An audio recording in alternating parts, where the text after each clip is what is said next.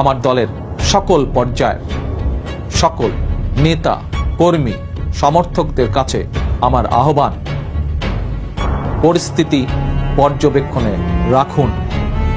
এই সংকটময় মুহূর্ত ধৈর্যের সঙ্গে মোকাবেলা করুন, বিচক্ষণতার সঙ্গে সিদ্ধান্ত নিন, কারো পাতা ফাঁদে পা দেবেন না।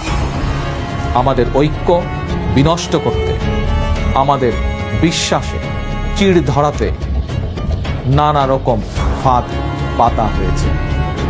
তাই আমাদেরকে সাহস ও সতর্কতার সাথে যে কোনো পরিস্থিতি মোকাবেলায় প্রস্তুত থাকতে হবে। আসুন আমরা ঐক্যবদ্ধভাবে স্বাধীনতা ও গণতন্ত্রের পক্ষে সকল শক্তিকে সঙ্গে নিয়ে গণতন্ত্র পুনরুদ্ধারের আন্দোলনকে সফল করি। ইনশাআল্লাহ বিজয় আমাদের হবে।